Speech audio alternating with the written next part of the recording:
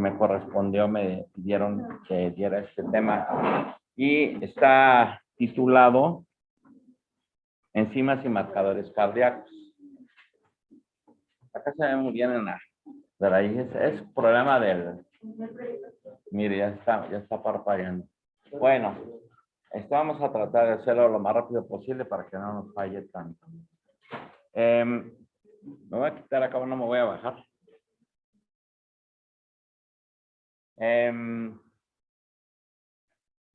Enzimas y marcadores cardíacos por el laboratorio. La intención de esto es que ustedes sepan qué es lo que van a pedir cuando se presenten o estén con un paciente que ha sufrido un infarto, ha sufrido una isquemia, algo cardíaco, una patología cardíaca que tienen que hacer para diagnosticar primero, para establecer su tratamiento y también para evaluar su evolución, porque no termina, generalmente todos los infartados con problemas de ese tipo llegan al área de urgencias. Ahí los llegan por la ambulancia, los lleva su familiar, no sé. Total que llegan ahí y ahí están ustedes, o les tocó estar en urgencias esa noche, generalmente llegan en las noches. Y bueno, ¿qué van a hacer? ¿Qué van a hacer con ese paciente? Como ya hemos platicado en algunas ocasiones, ustedes, su función, su trabajo, porque así lo decidieron, es preservar la vida, la buena calidad de vida y también conservar la muerte del paciente. La vida, perdón, del paciente. La muerte no la conserven, esa déjenla ahí. Todavía no. Entonces, de eso se trata, ¿no? Entonces, ¿qué van a hacer? Entonces, vamos a ver qué enzimas, qué marcadores, qué proteínas, qué hormonas están a su disposición en los laboratorios.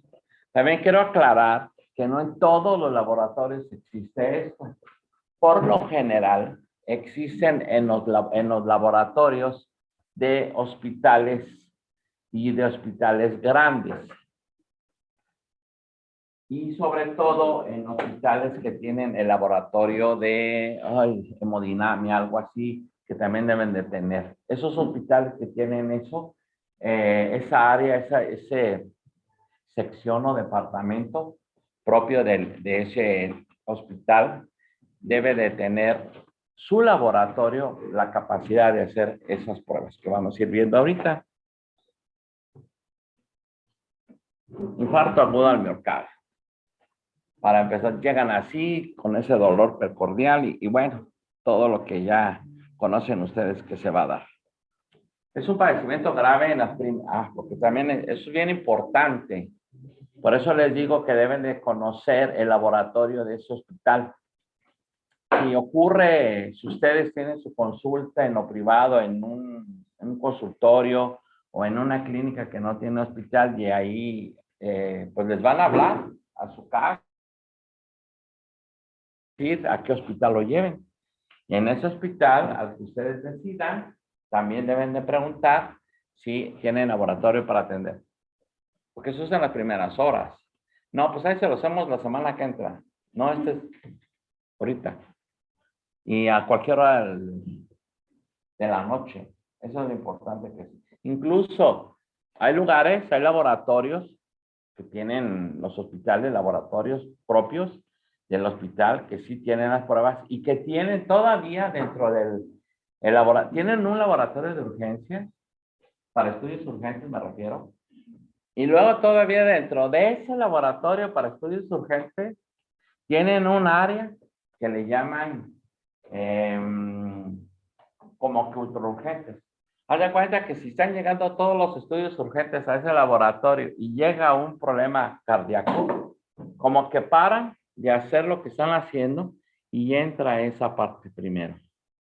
Es tan así que tienen hasta equipos. Hay un equipo que te hace las pruebas, la mayoría de las pruebas, en una sola emisión, en una sola, no necesitas saber, aquí voy a hacer una, aquí voy a hacer otra, aquí voy a hacer otra, no, en el mismo equipo, y se le llama triage cardíaco. A ese equipo así se le llama. Y nada más mete la muestra, una, y el equipo te la empieza a procesar, y te sale la primera, sale la segunda, sale la tercera. ¿Qué te gusta? 15 minutos. Pero es el laboratorito triage cardíaco que se encuentra dentro del laboratorio de urgencias, que se encuentra dentro del laboratorio general de un hospital. Fíjense todo lo que deben de tener. ¿Sí? Y luego viene la gran pregunta. ¿Qué pruebas haces? Ahorita vamos a ver varias. No todas se hacen en todos los laboratorios. A lo mejor algunas sí, otras no.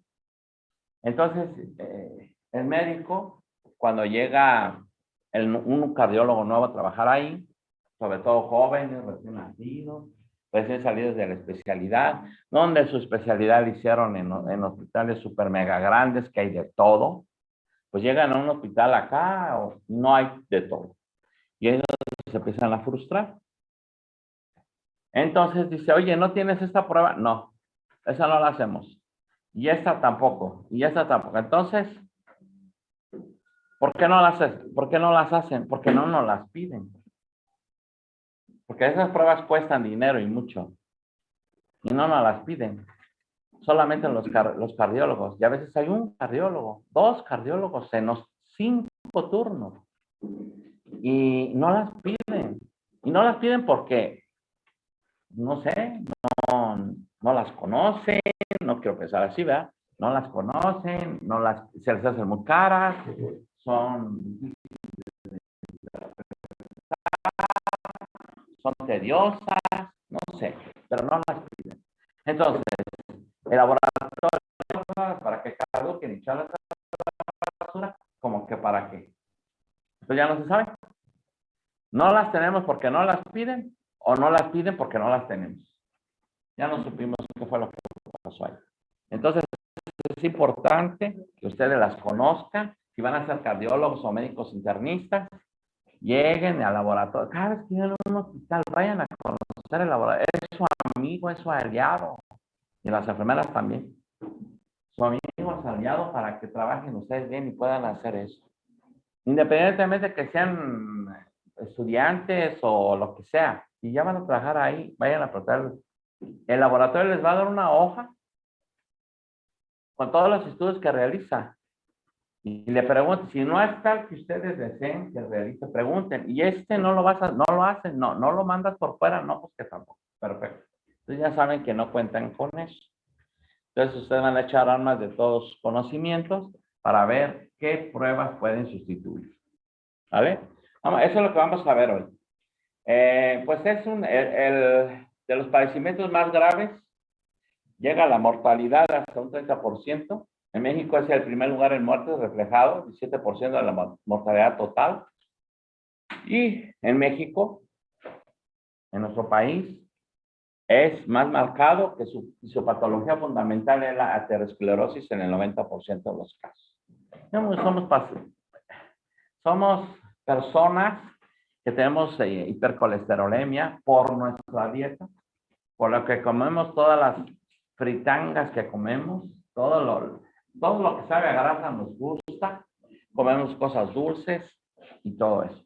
Eso pues se va a traducir al final de todo eso, de todo el proceso metabólico en grasas. Esas grasas se van a ir, o se almacenan en el hígado, se van a almacenar en músculo, pero en su recorrido van a pasar por el sistema, por vasos sanguíneos, llámese venas, arterias, arteriolas, chiquitas, grandes, como sea, van a pasar por ahí. Y si hay mucha aterosclerosis, esa placa de ateromas está así, se va a empezar a depositar y ese es el principal causante de un problema cardíaco. También hay pacientes que tienen cardiopatías congénitas, entonces desde siempre las tienen, ¿no? Pero bueno, son los menos. Pero pues no, ya hace muchos años nos dijeron esto y seguimos siendo el primer lugar. O sea, el infarto al miocardio se define como la muerte celular miocardia, perdón, porque es una necrosis, y ella es debido a una isquemia prolongada. Ya los términos ya los conocen. Y esa necrosis se reconoce por la aparición de sangre, en sangre de diferentes proteínas que son liberados desde los miocitos dañados. O sea, un miocito, una célula de corazón se daña y empieza a liberar esa célula empieza a liberar las diferentes proteínas. Esas proteínas que se liberan son los marcadores que les estoy mencionando. ¿Sí? Ok, vamos a ver. Aquí está el colesterol, aquí está la placa de, que induce los ateromas. Y bueno, esto va en una arteria coronaria, impide la llegada de sangre y oxígeno al músculo cardíaco. Y pues ya saben todo lo que va a pasar después. ¿Sí? Esa parte ustedes ya se la saben. No nos vamos a entretener por ahí. Seguimos. Norteamérica es un país que tiene muchas personas así. Y en México no se queda atrás. A lo mejor no son tan altos, tan chaparritos. Y estamos así. Yo en mi caso no tengo colesterol en mi casa. Ah, eso es otra cosa, ya lo saben. No toda la gente gordita tiene hipercolesterolemia. Es parejo. Ese es un problema por nuestra comida, es un problema por nuestra genética, es un problema por lo que quieran, pero existe en México. En México hay mucho. Somos coca-coleros, tomamos muchas cosas con azúcar, todo que lo queremos con azúcar y muchas grasas, muchas fritangas. Bueno, vamos a empezar. Creatinasa, o también llamada creatin fosfoquinasa o fosfocinasa con C o con K, como quieran. Se abrevia, o no se abrevia, sus iniciales son CK de creatincinasa. Esta K funciona como C, pero se pronuncia como K, como quieran. O también fosfoquinasa, porque tiene un fósforo en esas enzimas que son las que se emiten. Bueno, así se llama, creatinfosfoquinasa, CK o CPK. Es una enzima localizada en el músculo cardíaco, esquelético y cerebro. ¿Qué quiere decir eso? Que lo vamos a encontrar en muchas partes, pero, cuando tenemos las sospechas que es un infarto al miocardio, estamos hablando de corazón, entonces nos tenemos que enfocar a la isoforma o a la isoenzima propia clásica del músculo cardíaco, que va a ser la CKMB. Pero bueno, antes de llegar allá, tenemos la creatina. ¿Sí se acuerdan que la creatina qué es? ¿Y para qué sirve? ¿Qué es? De músculo, de cualquier músculo, pero también de músculo cardíaco. Es una proteína que generalmente está fosforada, por eso se llama fosfocreatín, y está fosforada pues tiene un átomo de fósforo. O cuando se está formando en la síntesis tenemos esa está mezclada o está entre los músculos, parte de las proteínas musculares pues, proteínas musculares y de corazón, y cuando se fosforila por medio del ATP se transforma por creatinquinasa más ADP, y esta creatinquinasa, fosfocreatinquinasa, si se fijan, de ahí viene.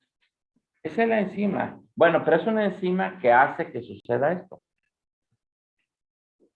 Y, como les dije, tenemos dos fracciones importantes. Son tres fracciones, pero la que nos interesa a nosotros son dos. Es la CKMM, que se encuentra en hígado. CKMB, que se encuentra en corazón, en músculo cardíaco. Entonces, esta es la que vamos a ver. Y la CKMB, que tiene una fracción muy mínima, que la suma total de esas tres isoenzimas nos da la CK total. La CK total, pues,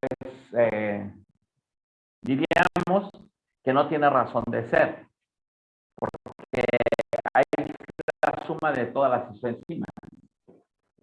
Si hay un problema hepático y hay un problema cardíaco, bueno, pues ahí se sumaron las dos ya no sabes cuál de las dos será que te da esa cantidad grande. Entonces tenemos que ser bien exactos. A veces la CK total ya no es útil. Si tienen un paciente con problema cardíaco, pidan CKMB. Si tienen un paciente con problema muscular, hepático, pidan la CKMB. ¿Cuál es el problema, joven? Que no las hay. Nada más está la CKMB y la CK total. Pues pidan la CKMB para este asunto de corazón. Si nada más, si el problema es hepático, pidan CK total. ¿Sí? Ya ustedes descartaron que no hay problema cardíaco. Entonces ya saben que la CK total, el gran número que tenga se debe más a la CKMB que la CKMM que la CKMB. Así como que por exclusión vas obteniendo tus datos. Sí, porque a veces no las hay. Generalmente los hospitales bien armados tienen CK, tienen CKMB. Rarísimo, rarísimo es el que tiene CKMM. Rarísimo. Entonces, así es como se obtiene. Su aumento es indicador del infarto al miocardio. Vean, el aumento. Tu valor de referencia aquí está. Recuerden que las enzimas, todas las enzimas cardíacas, hepáticas, musculares, gástricas, todas las enzimas que ustedes conocen, cuando se realizan, cuando se miden en unidades internacionales por litro. Esas son las unidades. No son miligramos, no son gramos, no son picogramos, son unidades internacionales por litro. Hace como unos 15 años intentaron meter el pKa, se llama una pKa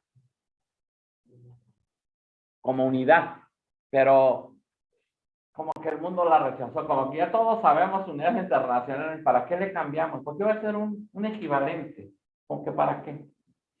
Y no prosperó. Algunos libros sí los mencionan, otros libros no. Entonces recuerden, enzimas se miden en unidades internacionales por litro. Esa es la manera de medir. Y para el caso de CKMB es de 7 a 25 unidades internacionales por mililitro. Bueno, déjame decirles algo de respecto. No se llaman, ya no se dice valores normales. Esa de valor normal es incorrecto. Se dice valores de referencia. Estos valores de referencia es porque, entre comillas, y a veces yo tengo mis dudas, se hizo un estudio poblacional. Se checaron mucha gente. A ver, no sé si ustedes los han invitado alguna vez a esto, como estudiantes de medicina, como estudiantes de enfermería también los invitan. En algunas universidades llaman a sus alumnos a participar en estudios de estos. Vamos a hacer un estudio para, no sé, para sacar los valores de referencia al colesterol, por ejemplo. ¿Quién quiere participar? Que sean sanos. Bueno, les hacen todos sus estudios, ¿no? No crean que, yo estoy sano, yo creo que estoy sano y yo voy. No, les hacen sus estudios y van eliminando a los que no están sanos y van dejando a los que sí, etc. Entonces, bueno, el estudio consiste en que vamos a sacar el valor de colesterol, triglicéridos, colesterol total, el de baja densidad, el de alta densidad, y vamos a también hacer CKMB y todas las que siguen. Eso es lo que vamos a hacer con los conejillos de indias que van a ser los alumnos. Y lo checan. Claro, a los sanos. ¿Usted tiene corriente? No, es que yo no. ¿Usted tiene? No, que yo no. Okay. Todos los sanos acá y los no sanos acá. Y a los no sanos les dan las gracias.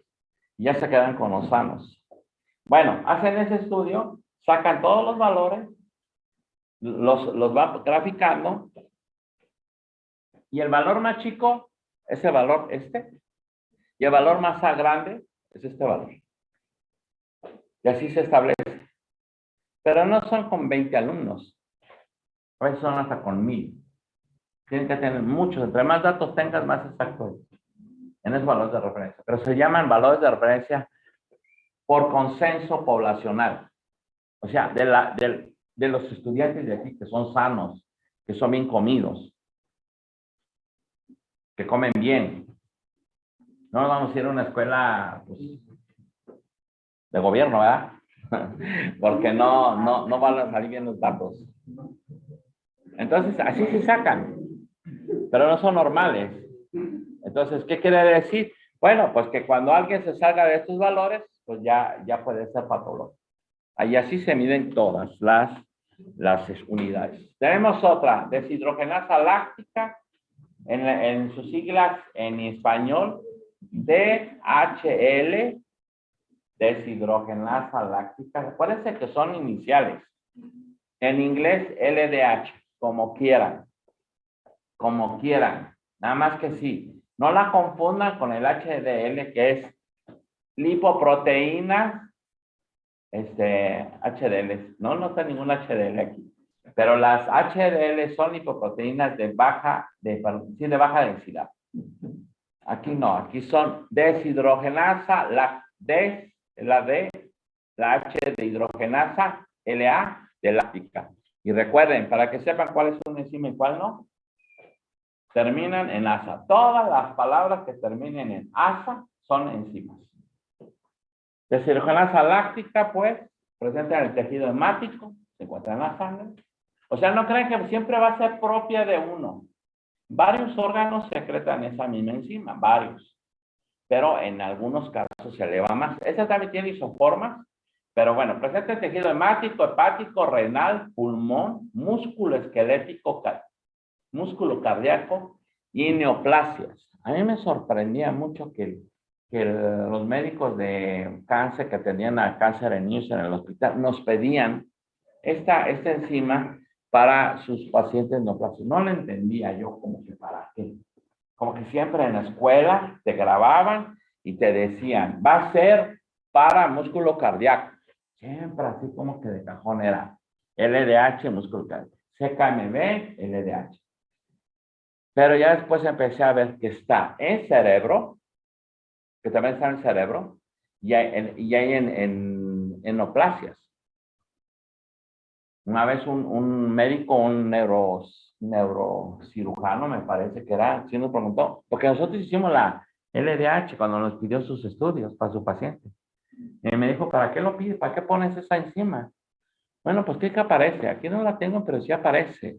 Bueno, esa enzima aparece generalmente cuando hay inflamación. En el proceso inflamatorio, ahí van a encontrar esta LDH aumentada. Su tiempo de elevación después de... bueno, déjame decirles otra cosa, jóvenes, ya que vamos a empezar a hablar de esto. Muchas enzimas suben, siguen subiendo y empiezan a bajar después del evento cardíaco. No suben antes, como preventivo. Chin, subió, llévalo al hospital porque le va a dar un infarto. No, eso no, ojalá si fuera. Muchas veces como que la gente ya presiente cuando ya le ha dado varios porque reconoce los síntomas y se lanza al hospital o lo lanzan pues y llega ya y lo atienden, pero muchas veces no. Entonces se encuentran en estos músculos, en estas sí, músculos, órganos y todo. Tienen 5 isoenzimas, 5 formas distintas de la deshidrogenasa láctea y así se enumera, 1, 2, 3.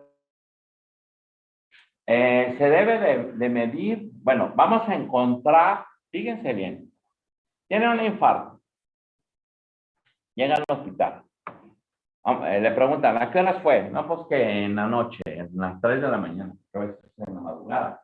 Llega al hospital a las 6, bueno, a las 5, el laboratorio abre a las 8, de 3 a 8 van 5 horas y le piden la prueba. ¿Cómo cree que va a salir la LDH? Normal. Ah, no, entonces no es infarto. ¿Y me explico? Lo que quiero decirles con esto, que sepan en qué momento se deben de pedir. Por lo menos esa no va a salir así. Esta. Vamos a ver las demás. Y su pico, después de las 19 horas, se empieza a subir. Y va a llegar al pico máximo al 5º o 6º día. Hace una semana tuvo el infarto. Vamos a checarlo cómo está. No, la LDH viene arriba. Ay, se apanica el médico. Mira además cómo trae el LDH. Vamos a dejarlo aquí porque le va a dar otro infarto.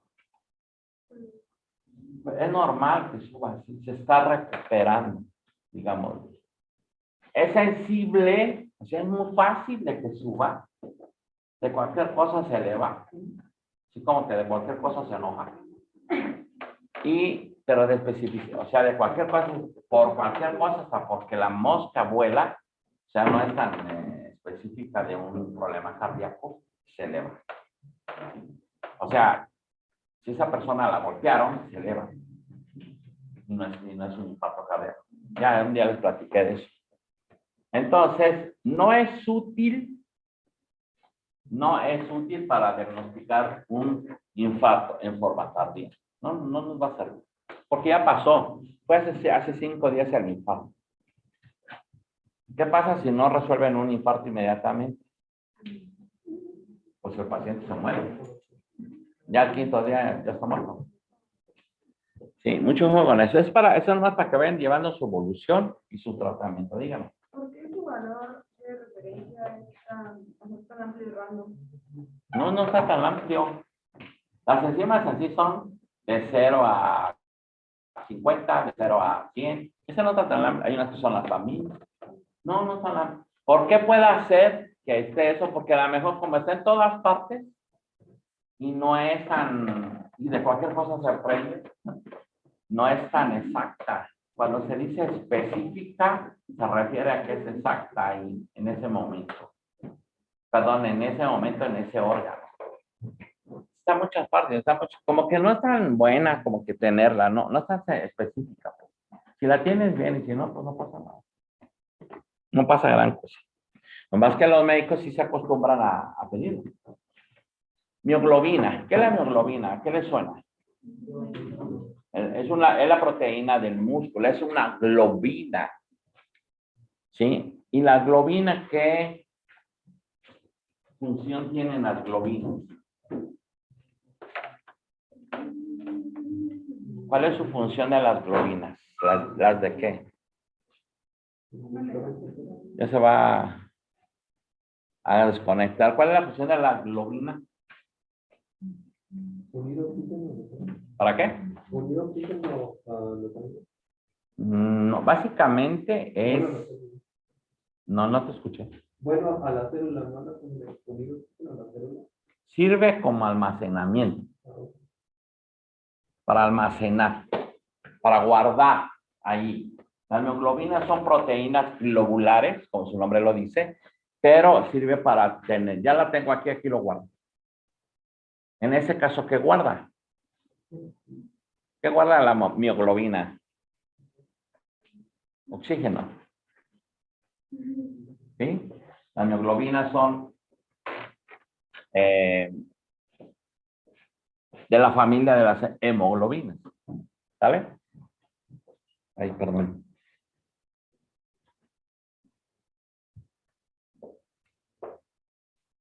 Proteína que se encuentra mucho en el núcleo cardíaco esquelético, tiene el grupo hemo o el grupo EM, como quieran ustedes llamar. Ese grupo EM en el centro es donde tiene el ion ferroso y es donde atrapa al oxígeno. Para eso sirve esta mioglobina. Tiene esa mayor afinidad, pues aumenta por el trauma, por golpes, por laceraciones a los músculos, inflamación musculoesquelético o cardíaco. Es liberada 3 a 12 horas después de iniciar un infarto.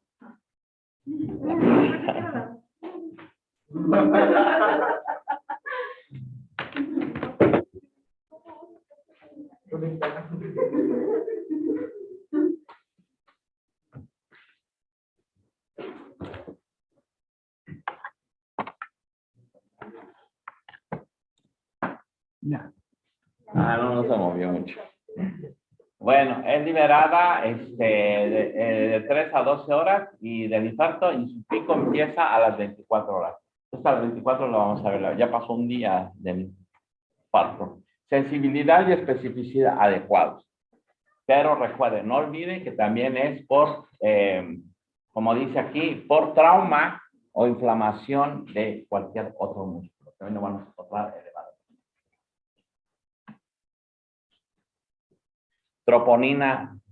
troponina. Así, la troponina. Son proteínas reguladoras de la contracción del músculo estriado. ¿Sí se acuerdan dónde las vimos? En cualquier otro músculo esquelético, músculo cardíaco, vamos a encontrar la troponina. Acuérdense que forman parte de las proteínas retráctiles y de relajación del músculo. ¿Sí? Esa troponina se va a unir, sus tres isoformas se van a unir a la miosina y va a formar el complejo tropomiosina. Ese complejo tropomiosina, esas cabezas de la miosina es la que va a agarrar, por así decirlo, al filamento de la actina y lo va a recorrer para hacer la contracción. Lo suelta y se relaja, vuelve a agarrar otro y se contrae. A veces uno pensara que cuando se contrae, sí es cierto que lo agarra, y cuando lo agarra y lo jala hacia en su dirección habitual. Pero cuando se relaja, no es que la misma manita lo regresa a su lugar. No, lo agarra, lo jala y se relaja, lo suelta para que se regrese. Como un resorte, se regrese. No lo anda jalando él. Sí, bueno, así son la troponina. Es importante porque participa en el complejo tropomiosina, que sirve para la relajación y el estiramiento de los músculos, incluyendo el cardíaco. Hay tres troponina, la troponina C, la troponina T y la troponina I. La troponina T es una proteína relacionada con la contracción del músculo cardíaco y aumenta cuando hay daño de 4 a 6 horas, este es un poquito más pronto, y persiste hasta 10 a 14 días. Entonces va a decir, pues como que no, así como marcadores cardíacos, como que no me sirve. ¿Verdad? Porque pasa mucho tiempo. Ese es el otro problema. Los laboratorios nada más tienen una troponina. ¿Y cuál creen que es? Esta. Es la más comercial. Otra vez por lo mismo. Si la que más se usa es la T, la troponina T, ¿por qué tenemos la T? La I, perdón. Si la T es la que más. Esta es la que más se usa, pero la que más tenemos es esta. Porque es la que piden los médicos. Porque cuando nos dice, voy a comprar troponina, ¿de cuál quieren? Todos los médicos, cardiólogos y médicos internistas dicen, troponina I. Y compra troponina I. Pero la que participa realmente es la T. Y bueno, le damos a la valor de la troponina I. No sé si le sirva de mucho o de poco. Aquí están sus datos de 4 a 6 horas y persiste de 10 a 14 días. Tiene, esta es la troponina I. Dice, quizás sea por eso, a lo mejor ni cuenta me había dado, pero quizás sea por eso. Tiene la habilidad inhibitoria. Inhibe la contracción. Esa habilidad tiene, como que cuando cambia de lugar, ya no la agarra para hacer la contracción. Ya no agarra la tropomiosina a la actina para hacer la contracción. Quizás sea por eso. Es un componente específico del miofilamento del corazón. Ya lo dijimos, de 3 a 4 horas del daño. Igual que la CKMB, su pico es de 12 a 20 horas, se mantiene hasta por 5 días. Se considera el estándar de oro para el diagnóstico del daño al miocardio. Daño, ya, a lo mejor necrosis, pero ya es para ver el daño. Su valor de referencia es de 0 a 0.4. Esta no es una enzima. Ustedes se fijan, no es una enzima. Obviamente no se reporta en unidades internacionales. Esta sí se reporta en nanogramos o picogramos, según sea el método. Tenemos otra enzima. La aspartato transferasa. La aspartato aminotransferasa, así se llama, transaminasa glutámico oxalasa, como quieran llamarse. Estas enzimas después llegan un grupo de médicos como ustedes jóvenes y nos vamos a sentar en un foro como ese y les vamos a cambiar los nombres a las enzimas y se las cambian. Y los libros que ya los tienen así escritos, que los tiren. Vamos a hacer libros nuevos. Así dicen y a veces funciona, a veces no. Estas son enzimas importantes del metabolismo de los aminoácidos. En este caso, hace una transferencia del grupo amino al grupo, de un aminoácido al otro grupo, al grupo carboxilo de otro aminoácido. Está presente en el músculo cardíaco y hígado. Se incrementa por enfermedades musculares, infartos al miocardio, hepatopatías, choque. No ofrece, pero la piden, un diagnóstico definitivo. Como que no. A veces sí ves el infarto está elevada, pero bueno, hay que ver las demás. A ver qué les pasó. Valor de referencia de 0 a 3 unidades internacionales por mililitro. Proteína C reactiva. Este es un método altamente sensitivo para evaluar el riesgo. Es un buen marcador de inflamación conjunto con la determinación de lípidos. Si la quieren solicitar. Eso sí casi nadie la tiene. La proteína C reactiva como proteína de reactante aguda por una infección aguda, sí, infección. Pero una para buscar la inflamación y con la determinación de lípidos, no, no es así. Ese se le llama ultrasensible o hipersensible.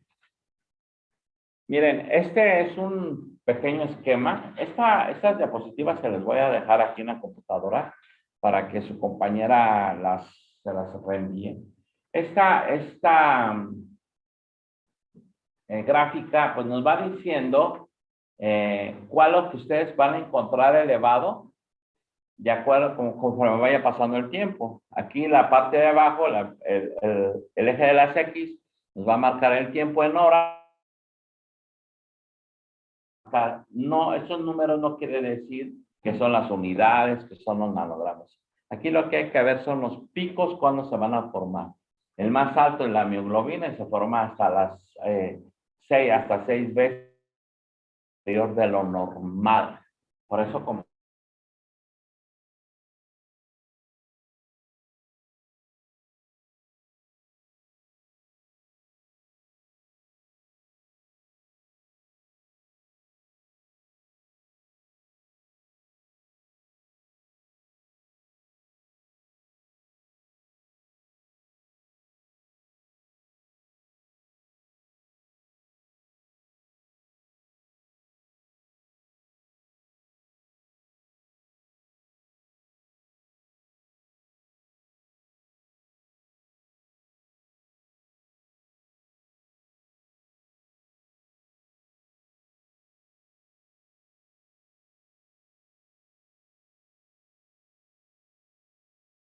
H, como que para qué. Lo pico, porque por lo general uno busca los picos altos y en esos picos ya haces tu evaluación y tu diagnóstico. Vean dónde están los picos altos, la SKMB, la total donde está, la SKMB donde está, a lo mejor un poquito antes, pero digo, con mayor intensidad, pero más tiempo va a tomar para hacer eso. Esto es para que ustedes lo vayan considerando, cómo lo deban manejar. Porque, ¿qué le hago de laboratorio? Primero sácalo del infarto. Júralo, que no se muera. Disuelve el coágulo con algún vinolítico. Lo que necesiten hacer. Y ya empiezan a medir sí, se me olvidó medírsela a las 2 horas. No importa, no pasa nada. Lo agarramos más adelantito. Si quieren, si ustedes van a seguir con ese paciente, porque luego, ¿qué hace el área de urgencias? Lo saca de su paro cardíaco, infarto, como le quieran llamar, isquemia. Lo sacan, lo estabilizan y se lo mandan al cardiólogo o al internista del propio hospital, o si es de otro hospital, llévalo al hospital donde le corresponda y allá que le sigan. Y si ya está más o menos bien, llévaselo a su casa con su tratamiento, con anticoagulantes. Sí, porque se va con los coagulitos ahí. Pero lo tiene que sacar primero. Tenemos esta otra enzima una glucógeno fosforilasa, que es la enzima debe ser la BB, que es clave en la glucogenólisis específica y es muy sensitiva a los cuadros de isquemia. Muy sensitiva, es decir, altamente sensible, pero lástima, no se tiene en todos los laboratorios de los hospitales. Sí hay laboratorios especializados, pero sí. Se eleva de 1 a 3 horas de inicio del dolor de pecho, en angina de pecho, y en infarto. Es donde se van a elevar después de 3 horas. No se tiene en todos los hospitales. Proteína C. Esa proteína C no reactiva, es distinta, ¿eh? Esa está ligada a la miosina cardíaca.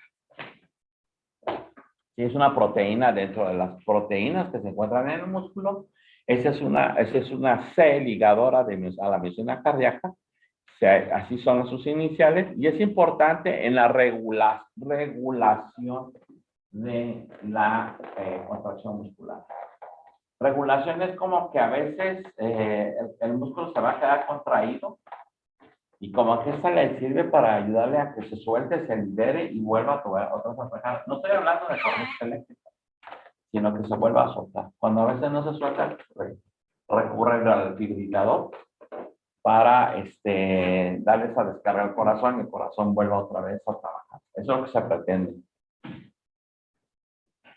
Pero esto proviene a veces tenemos problemas porque son mutaciones hereditarias que son comunes en las cardiomiopatías hipertróficas. A veces el paciente está diagnosticado con una cardiopatía hipertrófica, mi papá fue así, y nunca le hicimos esta. Y le dijeron que iba a morir antes de los 15 años y murió a los 82. Y sí fue de segundo infarto. Se le hizo, antes del segundo infarto, un dolor. Digo, se les comento el caso por si les puede brincar algo parecido. Un dolor en el abdomen. Parecía un abdomen agudo, pensaban en muchas cosas. Al final, el médico de la clínica de aquí, del ISSSTE, no podía operar, lo mandaron a León. Llegó el día en que era el día del trabajador del ISSSTE, no lo atendieron. Ahí estuvo en urgencias todo un día con el dolor. Y hasta el otro día pasa con el cirujano, lo abren por lo de la pancreatitis que dicen. Y al abrirlo encontraron trombosis mesentérica. Volvieron a cerrar y él muere al siguiente día. Producto del primer infarto. El infarto fue en febrero, el segundo fue en octubre. Y producto del primer infarto le dieron anticoagulantes orales, fibrinolytíticos primero y luego ya lo demás, ¿no? Entonces, pues empezó a hacer coágulos por ahí. Eso le ocasionó un problema en el estómago, creyeron que era otra cosa. Y bueno, eso es lo que sucede, sí, eso es lo que sucede. Pero tardó 82 años en eso. A él nació con un problema de válvula tricúspide. No funcionaba, tenía soplo, así le decían, pero bueno. Estos son los marcadores empleados, vean, está la tablita, tienen la gráfica, pero aquí está la tablita, tiempo de elevación, y lo sugerente es que ustedes manden a hacer estos estudios a su paciente en esos tiempos, para ir viendo su evolución, ustedes lo pueden ir graficando, para ir viendo cómo va. Cuando ya empieza a bajar de los picos, empieza a irse hacia abajo, esas mediciones, ustedes pueden ir diciendo que ya lo pueden dar de alta en ese evento. Desgraciadamente, como se dice, no sé si hoy en día ya se pueda prevenir más esto y que los infartos sean más separados, no tan cercanos, porque nos dijo la cardióloga, le dio el infarto en octubre, en febrero les digo, y le dice, esto puede ser mañana, puede darle otro infarto o pasado mañana. Una compañera mía falleció de eso, una pancreatitis, haga cuenta el mismo caso de mi papá, pero ella sí tenía colesterolemia, tenía hipertrigliceridemia, era diabética, muchas cosas, pero muy joven, 40 años. le da una pancreatitis, caen en un paro cardíaco, la sacan el paro cardíaco y a los 3 días otro paro. Ya. Joven, muy joven. Ella aquí no era un problema hipertrófico, pero sí se van marcando por los infartos. Bueno, entonces es lo que aquí está. Esas son las tomas que deben ir haciendo para ver su evolución y cómo deben ir tratándolos. ¿Sí? Son pacientes que van a caer de terapia intensiva. Seguramente no los atienden en urgencias ya, nada más urgencias sacan el problema y la urgencia, pues, y lo mandan a su médico y el médico lo van a dar terapia intensiva o terapia intermedia, no sé. A veces los encuentran en la calle o en su domicilio. Péptido natriurético tipo B o el péptido llamado también natriurético no terminado. Así se le llaman estos. Este péptido natriurético es una prohormona denominado pro-BNP, así se le llama esta prohormona. Es un polipéptido de 108 aminoácidos y después de una disfunción cardíaca que estimula los miocardiocitos, el péptido natriurético es roto. Esa cadena de polipéptidos que hace unas elongaciones es roto en el aminoácido 76 y se van a formar dos cadenas de aminoácidos o dos polipéptidos que son liberados hasta la circulación sanguínea. Ahí es donde se detecta el terminal que tiene 76 y el otro que tiene 32. Pero la vida media biológica del PRO es de 60 a 120 minutos y del BNP normal es de 60 minutos. Fíjense, esto sí es de 20 minutos, perdón. Esto sí podría ser un indicador. Ahorita vamos a ver un cuadro diferencial para que vean qué hacer con tantos datos. Pareciera simple, no lo es. Es complicado. Complicado interpretarlos. Eso es lo complicado. Hacerlo no, en el laboratorio ustedes dicen, se los hace, agarra la muestra, agarra el tubito, lo pone en el aparatito, le da clic, el aparatito trabaja, sale una tirita con los resultados, te los doy y aquí está. ¿Qué vas a hacer tú? Ese es el gran problema que tienen los médicos. ¿Sí? El diagnóstico de la insuficiencia cardíaca y manejo del paciente por compensación. Para eso te sirve en la práctica clínica, para el diagnóstico de una insuficiencia cardíaca. Ayuda en la estratificación del pronóstico de riesgo de ese paciente. Eso sí te puede ayudar. Y es para dar seguimiento al paciente con infarto cardíaco. Esta medición se mide pues la concentración del péptido natriurético y del PRO, siendo una buena elección, digámoslo, para el cribado de la insuficiencia ventricular izquierda, para estudios de cribado, por su valor diagnóstico, por su elevado valor predictivo negativo. Aquí, el que salga negativo, qué bueno. Qué bueno por un lado. Qué malo por otro. Ahorita lo vamos a ver bien. Pero ese de gran valor es que salga negativo. Valores por debajo del punto de corte. Miren, los puntos de corte los va a establecer otra vez un consenso poblacional donde hace pruebas, se establece toda la gente que no sea cardiópata, toman las muestras, hacen esos estudios y van sacando los puntos de corte. Otra vez el punto de corte es el inferior o el de la izquierda, así se dice, es el valor más pequeño y el de la derecha es el valor más alto. En pacientes sanos. Sanos me refiero a que no tienen problemas y alguna cardiopatía. Se puede excluir, pues, bueno, y los valores son de 100 a 300 nanogramos por litro. Pueden excluir la posibilidad de disfunción ventricular en pacientes que tienen disnea con una sensibilidad de más del 90%. Lo diagnostican. Si tienen disnea y pueden predecir, pues, excluir que haya una disfunción ventricular. Sobre todo en pacientes con signos y síntomas, signos inequívocos que pueden confundirse con otras enfermedades. Sale negativo, no fue por ahí.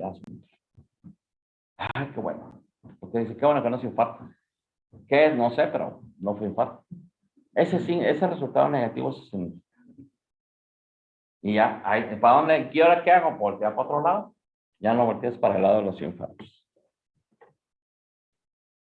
Puede utilizarse en el diagnóstico para diferenciar el disnea de origen cardíaco, causa de exclusión, es la causa de exclusión de diagnóstico de infarto cardíaco, con disnea de etiología incierta, que a veces no sabemos por qué es su utilidad en el cribado, en estudios de cribado de estas dos por hormonas, pueden omitir resultados falsos positivos y falsos negativos. Ay, me equivoqué. Este cuadrito a mí me gusta mucho, porque está tan chiquito y les ayuda tanto. Nosotros en el Hospital General de Celaya aquí, yo me imagino que el ISSSTE, el seguro también lo tienen. Tenemos ese triage cardíaco. Laboratorios de pocos hospitales tienen dos laboratorios, el general y el de urgencias.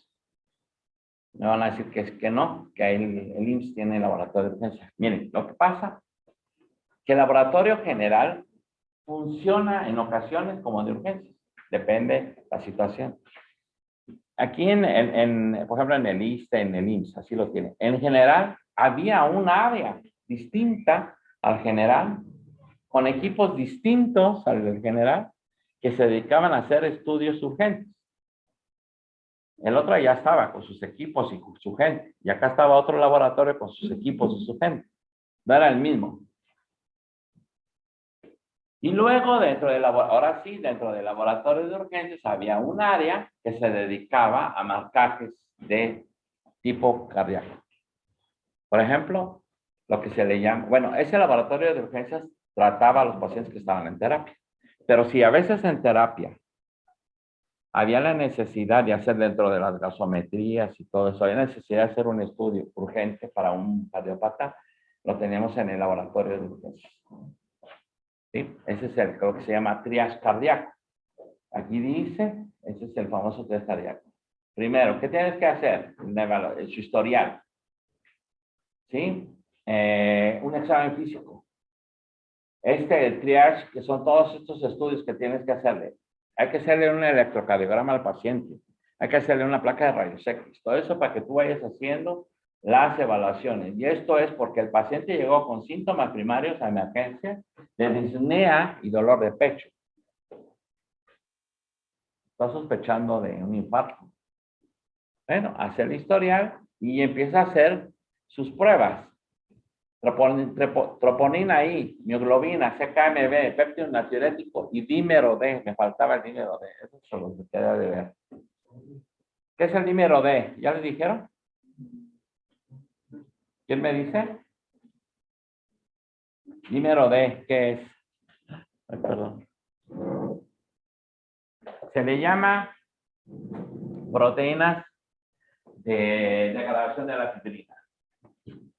Acuérdense que se van a hacer coágulos y la fibrina va a trabajar. Entonces tenemos que sacar a ver si se va a formar la fibrina o no. Y eso se hace por fragmentos llamados dímeros D. Se polimerizan los fragmentos del dímero D, se van juntando uno con otro y van formando las hebras de fibrina. Todos estos son mandados o iniciados por el fibrinógeno. Habiendo fibrinógeno en cantidades abundantes y necesarias, se pueden empezar a hacer el dímero D, y el dímero D se empieza a unir uno tras otro y nos forma la fibrina. Luego, en el caso de la fibrinólisis, cuando ustedes meten un fibrinolítico para romper el coágulo, entonces esos pedacitos de la fibrina, pues, que son los productos de la degradación de la fibrina, es el dímero D. Bueno, hacen esos estudios y vean, si la troponina I está positiva, si la troponina, la mioglobina, perdón, es más o menos, si la CKMB también está más o menos, o sea, no está tan elevadota, pero como que se empezó a salir. No llegó a sus valores altos. O si está apenas saliéndose de ahí, podemos considerar acá dice, un síndrome coronario agudo. Acá están las siglas para que lo que significa eso. Puede ser un infarto agudo al miocardio. Y vayan viendo cómo se van moviendo los resultados del panel del TH. La troponina I ya se hace negativa, la mioglobina se hace negativa, o valores bajos. La CKMB también, el péptido natriurético es positivo y el dímero D negativo. Lo único que cambiaron es que la troponina, la hemoglobina y la CKMB se hicieron negativos ya. Entonces ya se descarta una embolia pulmonar con una falla cardíaca congestiva, pero puede quedar como un infarto agudo al miocardio. Con esos datos que ya tienen. Ya pueden pensar en eso. Y así lo van a ir sacando, de acuerdo a lo que ustedes están viendo en esa tablita. Esa tablita es un tríptico que nosotros nos da, a la gente del laboratorio nos dan, cuando nos instalan este equipo. Es un equipo portátil que nos dan y nomás dice, tomen la muestra de sangre con anticoagulante y así la mezclas y se la das al equipo que se la lleve. El equipo se la lleva y lo procesa todo esto. Y sale el resultado numérico. Ustedes ya lo interpretan.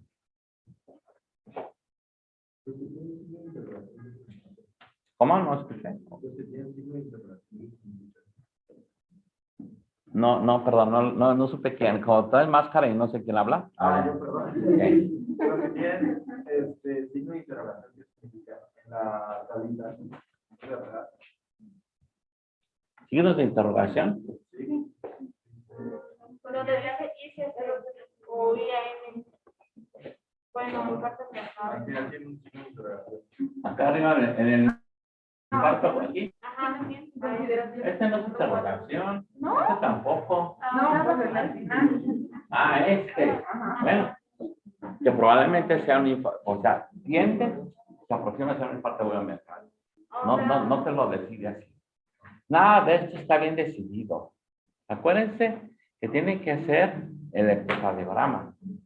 Acuérdense que eso sí tiene que tener todas las áreas de urgencia. Esos son aproximados y te ayudan. Pero a veces cuando no tienes estos, pasa en blanco. ¿Sí? Muy bien. Sí, aquí está, puede ser un infarto agudo miocardio, pero puede ser, significa. Bueno, acá adelantito. Ya. Esos son los parámetros que se deben de medir. Fíjense, vean, el péptido natriurético de 50 a 500. Como decía su compañera, ¿por qué tan amplio? Pues así están medidos. Así salieron. Valores de referencia de 0 a 10. Vale. Intervalos de medición. Intervalos de medición quiere decir que el equipo hasta ahí puede medir. Más de 1000, no. Pero más de 5000, no. En el caso del péptido natriurético. Las unidades picogramos, la troponina nanogramos, el dímero D nanogramos, la CKMB. En los traduce la CKMB de por masa en nanogramos, porque son por masa, no es de actividad enzimática. Y la mioglobina, que también es en masa, en nanogramos igual. Y esos son los valores los de qué lado son los valores de referencia discriminatorios. Fíjense cómo aparecen en 0. Y del 0, que se mantengan en 0, es lo que se considera como negativo. Positivo es cuando empieza a subirse. O sea, todos son de 0 en adelante. Otra vez la tablita. Horas después del infarto, la escala de concentraciones, no es que sea 70, 80, no. Es en el porcentaje de las que se miden ellos. Y ya es todo, creo. ¿Alguna pregunta? ¿Cuánto tiempo tarda en darse un resultado? Eso es interesante. Bueno, es urgente, sí. ¿Cuánto tiempo va a tardar? Porque hay laboratorios hay hospitales que te dicen, tú tráetelo. Hay malos privados, tú tráetelo. Tómale las muestras, mandas a hacer el laboratorio de enfrente. O mándalos a México, mándalos a Guadalajara. Ya ustedes deciden. Cuando se tiene un laboratorio de urgencias y de urgencias cardíacas, tienen esos equipos.